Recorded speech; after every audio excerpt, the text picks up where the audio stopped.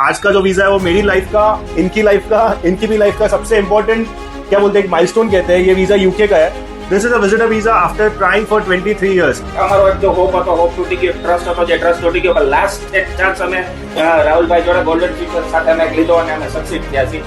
So many રિફ્યુઝલ્સ પછી અમારું અંદરથી મનોબળ જ તૂટી ગયું હતું કે હવે અમારે કરવું તો કરવું કઈ રીતના, પણ એકદમ અનબિલીવેબલ કે 9 પાનાનો કવર લેટર હજુ સુધીમાં મેં મારી લાઈફમાં કોઈ યુટ્યુબમાં વિડીયો જોઈને આવ્યા. ફર્સ્ટ ટાઈમ એમને મને ડોક્યુમેન્ટ્સ મોકલ્યા ત્યારે એમને ના પાડી દીધી હતી કે નહીં થઈ શકે તમે અહીંયાથી, એટલે તમને एकदम अनबिलीवेबल एक्सपीरियंस है कारण hi everyone, good morning, this is Rahul from golden future. आज का जो वीज़ा है वो मेरी लाइफ का, इनकी लाइफ का, इनकी भी लाइफ का सबसे इम्पोर्टेंट क्या बोलते हैं, एक माइलस्टोन कहते हैं. ये वीज़ा यूके का है. This is a visitor visa after trying for 23 years. 2002 से 2025 तक वेरियस रिजेक्शंस इन्होंने फेस किए यूके के लिए. आज मेरे साथ है रोहित भाई, अमित भाई, ये राजकोट से है. इनकी स्टोरी इंटरेस्टिंग इसलिए है, रोहित भाई के जो फादर मदर थे दे शिफ्टेड टू यूके इन 2002. तब इनकी एज माइनर में नहीं थी, मेजर में थी, तो ये जा नहीं पाए. इनके भाई, इनकी सगी बहन, इनके मम्मी पापा सारे लोग वहाँ पे शिफ्ट हो गए. He made his life in India. ये इंडिया में वेल सेटल्ड है. पर आप सोचो, जब आपकी फैमिली यूके में रहती है तो किसको वहाँ पे जाने की इच्छा नहीं होगी. जिसके माँ बाप वहाँ पे, उनको वहाँ पे अपने बच्चे को बुलाने की इच्छा नहीं होगी. तो 2003 से लेके 25 तक इन्होंने डिपेंडेंट वीज़ा से लेके टूरिस्ट वीज़ा तक, हमने एम्बेसी के फॉर्म में ऐसा लिखा है, we have tried many times. कितनी बार था वो भी हमको एग्जैक्टली याद नहीं था, तो हमने एग्जैक्ट काउंट नहीं लिखा था. और आफ्टर सो मेनी रिजेक्शंस, ये जितने रिजेक्शन लेटर्स हमारे पास थे पुराने, आपको स्क्रीन पे दिख रहे हैं, इतने रिजेक्शंस के बाद ये यूके का विजिटर वीज़ा. एक बेटा जो इंडिया में है, जो अपने मम्मी पापा से यूके में कभी मिल नहीं पाया, मम्मी पापा को एवरी टाइम ट्रैवल करना पड़ता था इंडिया, उनकी भी एज हो गई है, बार बार वो ट्रैवल नहीं कर सकते. और मम्मी पापा का एक गिल्ट के 23 years से जो उन्होंने लाइफ बनाई है यूके में, वो अपने बेटे को दिखा नहीं सकते. हमने एम्बेसी के सामने यही क्वेश्चन रखा कि आप सोचो कि मेरे फादर की ये एज हो रही है कि is a senior citizen right now. आपकी कंट्री में इतने साल उन्होंने बिताए, इतना टैक्स भरा है, इतने अच्छे से रहे एज अ गुड सिटीजन. उनका एक बेटा इंडिया में जो सिर्फ विजिट करने आना चाहता है. बेटे की भी फैमिली इंडिया में, उनके बच्चे हैं, उनकी वाइफ है, उनका रनिंग बिजनेस है, वो खुद फोटोग्राफर है. ये बाजू में उनकी ऑफिस से है, वो हमारी वीडियो निकाल रहे हैं, दिखा दो भाई. सो ये उनके कैमरा में भी रिकॉर्ड है. इनका फोटो स्टूडियो है, गजानन फोटो स्टूडियो राजकोट में. ये बहुत अच्छा काम करते हैं, बहुत सारे सोशल फंक्शंस भी कवर करते हैं. इनका जो कास्ट है उनमें भी जो ऑर्गेनाइजेशन होता है हर एक कास्ट का, उनके अंदर भी बहुत एक्टिवली इन्वॉल्व है. हमने सारी चीज़ें दिखाई और यूके के सामने यही रखा कि मेरे पापा की एक विश है कि उनके बेटे को वहाँ पे बुलाए और दिखाए कि हमने यहाँ पे क्या लाइफ जी है. और यूके ने वीज़ा दे दिया. हमने कवर लेटर और एप्लिकेशन फॉर्म में बहुत डिटेल भेजा था. બટ હવે આપણે ગુજરાતીમાં બધી ઓડિયન્સને જે પૂછશું એમને, રોહિતભાઈને અને અમિતભાઈને, કે આટલા રિજેક્શન પછી અમિતભાઈ સાચે કહો છો કે અમારે એક્સપિરિયન્સ કેવો રહ્યો? એકદમ અનબિલીવેબલ એક્સપિરિયન્સ છે કારણ કે અમે એટલા બધા સોલિસિટર્સને મળ્યા છીએ કે અમને પણ એક અમારો એક જો હોપ હતો, હોપ તૂટી ગયો, ટ્રસ્ટ હતો, જે ટ્રસ્ટ તૂટી ગયો, પણ લાસ્ટ એક ચાન્સ અમે રાહુલભાઈ જોડે ગોલ્ડન ફ્યુચર સાથે અમે લીધો અને અમે સક્સીડ થયા છીએ. સો મેની રિફ્યુઝલ્સ પછી અમારું અંદરથી મનોબળ જ તૂટી ગયું હતું કે હવે અમારે કરવું તો કરવું કઈ રીતના, પણ અમને જે એક્સપ્લેનેશન રાહુલભાઈ તરફથી મળ્યું, એની ટીમનો જે સપોર્ટ મળ્યો, જેના કારણે આ અમારા વિઝા જે સક્સેસ થયા છે અમારા બ્રધરનો. હું નહીં બોલ્યો, કઈ વાંધો નહીં, તમે જ બોલ્યો. એમને હમણાં છે ને વાત કરતા કરતા મને કીધું કે એમને એમ કે એમનું ફેમિલી આખું યુકેમાં છે, આમનું બી ફેમિલી યુકેમાં છે અને આમનું બી ફેમિલી યુકેમાં છે. તો એ લોકોએ ત્યાંના બેસ્ટ લોયર્સને બી કન્સલ્ટ કર્યું હશે, પણ ત્યાંથી બી એવું રિઝલ્ટ કેવું લાગ્યું તમને અમારું?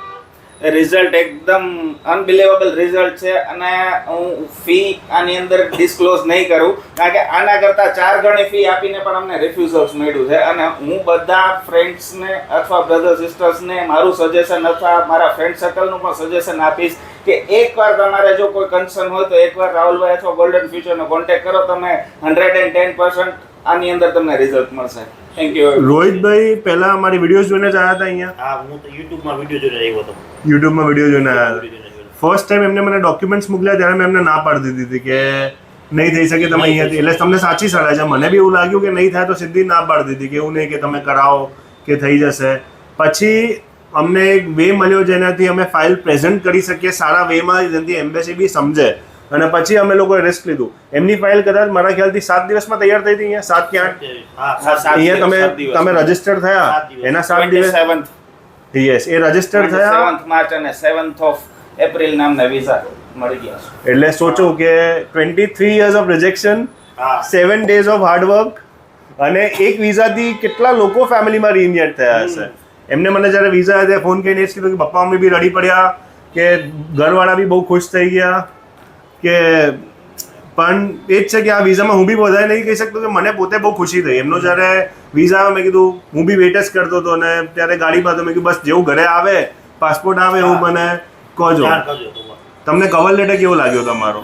એકદમ મસ્ત, અનબિલીવેબલ કે 9 પાનાનો કવર લેટર હજી સુધીમાં મેં મારી લાઈફમાં કોઈનો રીડ નથી કરેલો.